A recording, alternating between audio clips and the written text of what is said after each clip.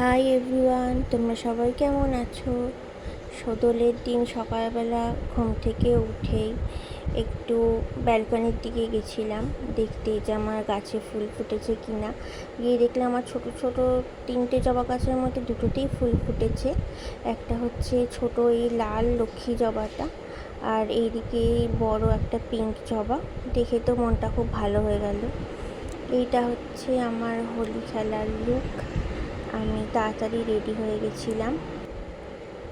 তারপর আমি এখানে হোলি খেলার জন্য প্লেটের মধ্যে আবিরগুলোকে সাজিয়ে নিচ্ছিলাম। নাও সাজানো হয়ে গেছে। এবার আমরা খেলার জন্য ছাদে গেলাম।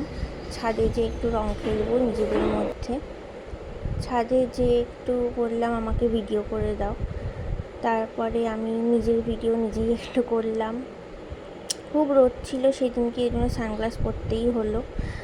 তারপর আমাদের সেদিন মামার বাড়িতে ইনভিটেশন ছিল সত্যনারায়ণ পুজো, তাই সেখানেই যাচ্ছিলাম।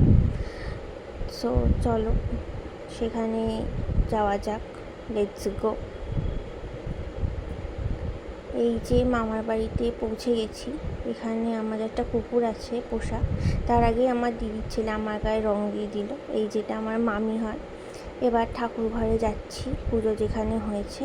এখানে হচ্ছে পুজো হয়েছে, তোমরা সবাই দেখতেই পাচ্ছ, সত্যনারায়ণ পুজো। এখানে প্রসাদগুলো ঢাকা দেওয়া রয়েছে। যাওয়ার পর আমার দিদি আমাদের প্রসাদ দিয়ে দিল। মামার বাড়িতে এসেও আমি আলাদা একটা প্লেটের মধ্যে আবার করে রঙগুলো সাজাচ্ছিলাম পরপর। এবার গোলাপি রং ঢালার পালা। ঢালতে একটু ছড়িয়ে গেছিলো। তারপর আমার দিদিও আমাকে হেল্প করছিল থালা সাজাতে। একবার ওই বাড়িতে সাজিয়ে আবার এই বাড়িতে সাজালাম। তারপর ঠাকুরের পায়ে আবির দিলাম। সব ঠাকুরের পায়ে একটু একটু করে দিয়ে এবার চলো যাওয়া যাক খেলতে হোলি। এইবার এটা হচ্ছে আমার দিদির ছেলে। তোমরা কেউ চিনতে পারছো কি না বলো। এই আমার দাদা ভাইকে আমার বর রং লাগাচ্ছে।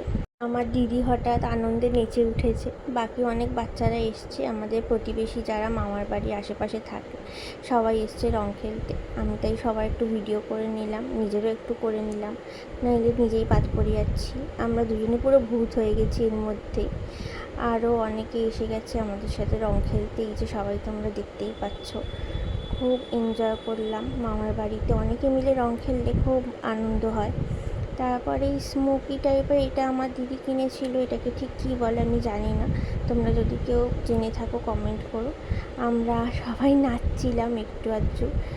আমার মামিও খুব এনজয় করতে ভালোবাসে, তাই উনিও একটু মজা করছিল আমাদের সবার সাথে। এই আমার দিদির ছেলে, ও খুব এনজয় করছিল। অনেক রং খেলা হলো। এবার চলো নিচে যাওয়া যাক। নিচে এলাম। নিচে এসে দেখছি মামি কি মেনু আরে বলো। মামিকে তাই বললাম কি মেনু। আলু পোস্ত, মুগের ডাল, সয়াবিন আলুর তরকারি। মামি এতক্ষণ আমাদের সাথে রং খেলে টায়ার্ড হয়ে যায়নি আমাদের মতো, আবার এসে রান্না করলো আমাদের জন্য। আজকে মেনু ছিল ভেজ সব, কারণ পুজো হয়েছে যেহেতু বাড়িতে, সবই ভেজ খাবার দাবার। চলো খাওয়া দাওয়ার পর এবার বাড়ি ফেরা যাক। That's it for today. চলো বাই বাই সবাইকে, দেখা হবে আমার নেক্সট ব্লগে। একটু সাবস্ক্রাইব করে দিও যদি ভালো